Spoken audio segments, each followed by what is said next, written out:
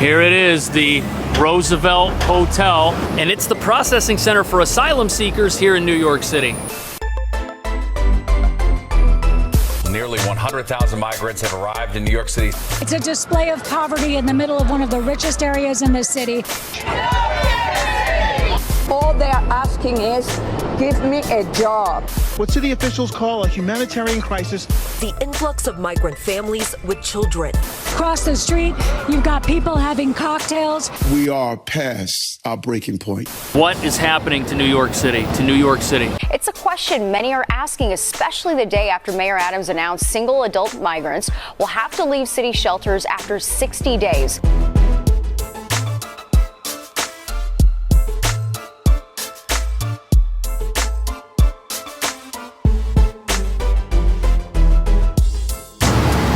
Right behind me is the bus terminal, and this is where people are arriving in mass from all over the world. Hundreds of angry New Yorkers taking to the streets to voice one message. They're protesting the construction of a new relief center for the hundreds of migrants arriving in New York City every week. Today, Mayor Eric Adams saying the migrant crisis will cost the city some $12 billion over the next 3 years, a figure about 10% of the entire municipal budget, while pleading for more help from Washington. $12 billion. That's more money than the fire department, the parks department, and the sanitation department combined. That's a crazy amount of money. And there are so many people arriving in New York City every day now that need a place to stay that the city is starting to run out of room. This year, hundreds of thousands of people have come through the Port Authority bus terminal, and it doesn't seem like that's going to change at any point in the near future. Since late July, city officials say more than 900 notices have been sent to asylum seekers who've been in the city's care the longest. Find alternative housing with help from case managers, or reapply at the Roosevelt Hotel. 60 days is not an acceptable number, nor a number that the Congresswoman or I stand by to say that you have 60 days to stay in the city or get out.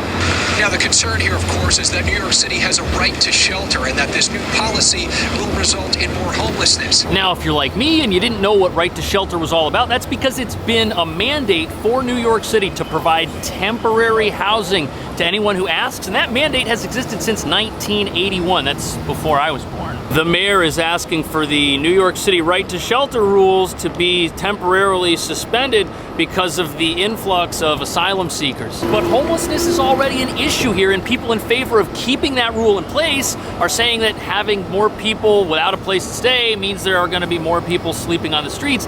Officials say that around 65% of migrants who have received these notices have signaled that they are willing to relocate, but first need a little help.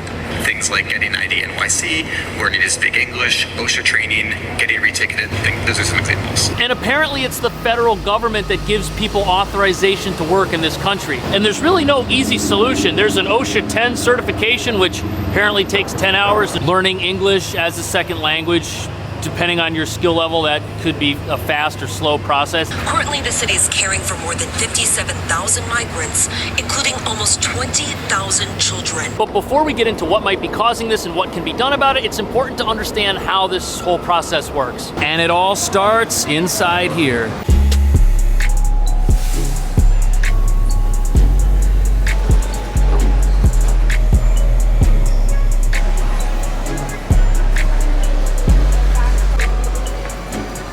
Here we are at New York City's Port Authority bus terminal, one of the main arrival points for asylum seekers here in the city. We're located on 42nd Street and 8th Avenue, just down the street from Times Square. And this is a massive transportation hub. After arriving by bus, anyone who's in need of help is instructed to walk down the street to a processing center in Midtown. And that's the Roosevelt Hotel. The city used to provide transportation from this location over there, which is only a few blocks, but if you've never been to New York and you've just been on a massive trip, you've been traveling for a while, you're probably pretty beat. Now you gotta schlep it across the city in unfamiliar territory, and maybe you've got a suitcase or two. I'm sure people get lost. It's probably incredibly frustrating. I'm already kind of lost, and I haven't even left the building yet. According to Google Maps, it's like a 20-minute walk across town, and once you get there, the waiting game begins.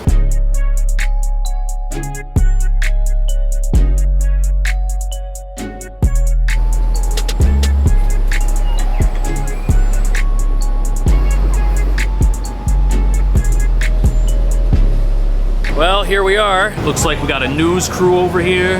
This is the Roosevelt Hotel where everyone who needs temporary housing has to apply for it. And a week or so ago, the scene here was absolutely crazy. People were just sleeping outside waiting to get in. Today, it seems like things are a little bit different, but I'm not sure why there are so many unregistered illegal mopeds out here. Anyways, the Roosevelt Hotel opened September 23rd, 1924. It's on 46th and Vanderbilt, and it was named after Theodore Roosevelt, former president. And this hotel has a rather storied past. After opening, it was sold and repurchased 5 or 6 times, and in December of 2020, it closed completely, at least in a private sense. And in May of 2023, the hotel reopened with a $225 million government contract. Looks like there was a bar down here. I see people inside. It looks like it's open. Whatever's in this storefront is no longer here. And then we got some beautiful shoes right here, Carmina. Now that contract is to supply 175 rooms to the local government that they can use to help people. And apparently it's mostly families that are being assisted.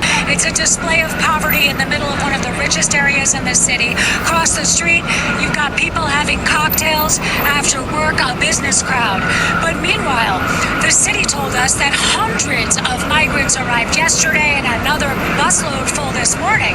But this line, for some reason, does not appear to be moving or growing. This right here is the restaurant. Whoa, I almost fell. That was mentioned in the video. It seems like the city was entirely unprepared for what happened, and pretty much every available place to give anyone a place to stay is at capacity at this point. Hence the new shelter rules reapplying after 60 days. For the migrants on this line, time is standing still. I was here almost 24 hours ago and the line hasn't grown up. I mean, it's the same amount of people for the past 24 hours. So it seems like, you know, they're keeping these people for whatever reason. In Midtown, the migrants behind police barricades for 2 days now are holding on to their dream of a better life, using the bathrooms at Grand Central Terminal and resting their feet here in the street. Now, I'm glad things have improved over the last couple of days. What we see now is different than what the news was showing a few days ago, but how do we know this isn't going to happen again to New York in the next week or so? This room here was filled to capacity. Hotel filled to capacity. All those chairs you saw downstairs filled to capacity. All of the sites we had out filled to capacity. There was no more room anywhere. Not only in this building, but the 195 other locations we opened. There was no more room. So apparently 195 other locations that could have housed people were also full, and that's why the crisis kind of boiled over onto the streets of New York like it did. Video shows cots set up inside the large spaces. The hotel rooms are being used by migrant families, and that in part is why most of the people sleeping and standing in line outside of the hotel last week were men. Mayor Adams says the city cannot, at this point, provide the basic care to asylum seekers. He spoke with Nightline and said that the 57,000 people are now in the city's shelter system, and the city is simply running out of options.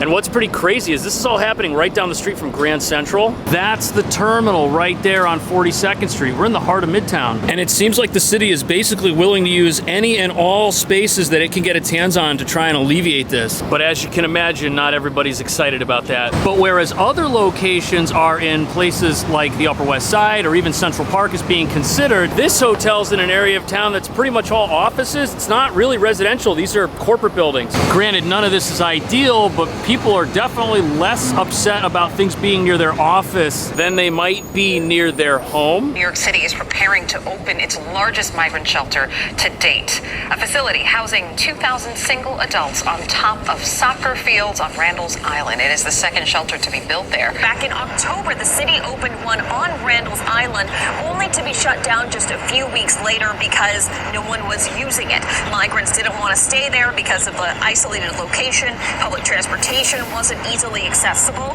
This new state-funded shelter will be able to house up to 2,000 single men and will be built on the soccer fields. Yeah, Randall's Island, it's not a place anybody wants to stay. And we already touched on how the people that are here that need help are waiting for things like work permits and whatnot to kind of begin their new life.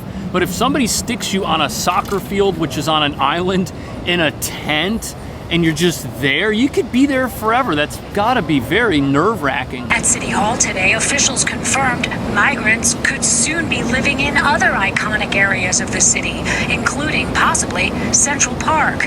It seems like any part of the city that is not privately owned is on the table. From my understanding, Bryant Park is actually a private park, but if this was owned by the city, it would probably be considered. At one point, the city was looking at using elementary school gymnasiums. That was blocked from my understanding, but airport hangars, any big piece of infrastructure with a roof over it. It's also pretty crazy that there was a shelter on Roosevelt Island that the city dismantled because they weren't using it, and now they have to rebuild it. That sounds like a waste of time, rebuilding something that was already there. We've spoken to other asylum seekers and migrants who say some of the conditions inside some of the shelters across the city are actually so bad that they feel safer living on the street. Tents line the street under the BQE. This small makeshift encampment is home to about a dozen male asylum seekers. They had been living in a Clinton Hill shelter, but say they left for safety reasons. One man says their things were stolen in the shelter, and they had one bathroom for nearly 100 people. And at times, he says other people would use while they brushed their teeth in the same bathroom.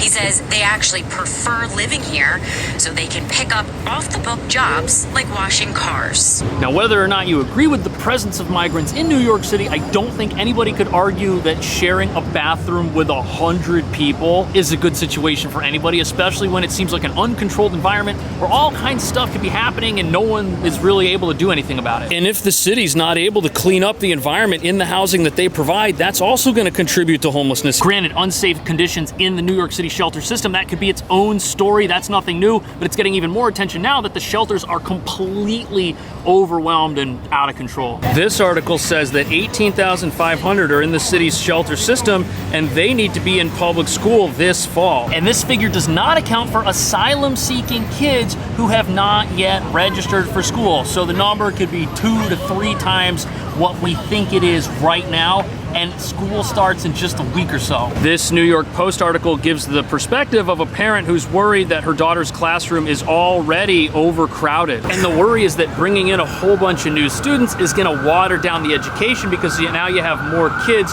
per teacher, and it's gonna hold everybody back. But I don't know if those fears are 100% correct. This is a government building right here, and it has an occupancy standard. And there are fire code rules that can't be violated, and those have to do with the number of people inside the structure itself, and that's gonna be the same for a school. So I don't know if they could cram people into a school until nobody can sit down. There's probably a limit somewhere below that, and a lot of the schools in New York may already be close to that if they're already overfilled, which is the concern that parents may have already.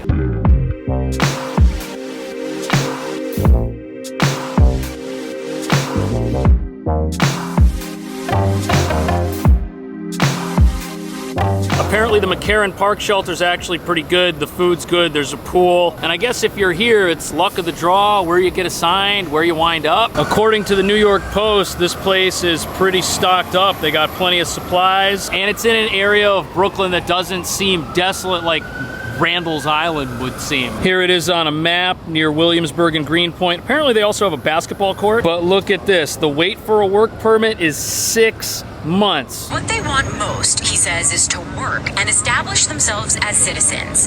That's why they came here from Venezuela. This is like the most expensive city in the United States. And if you found yourself here and you had to wait 6 months to work, you would probably need government assistance to make it that entire time. And depending on the job that you got afterwards, I don't know how you'd be able to afford the rent. In 3 boroughs, rents are now at highs. In Manhattan, it's $4,500. In Brooklyn, $39.50. And to rent an apartment that's $4,000 means that you need to make 40 times that amount of money on an annual basis. That's $160,000 a year just for a place to live on your own. Regular New Yorkers that are already here are struggling to make rent money like that. But what do you think? Do you think New York City's making the right decision? Do you think this is only going to get worse? Do you think it's getting better? It looks better today.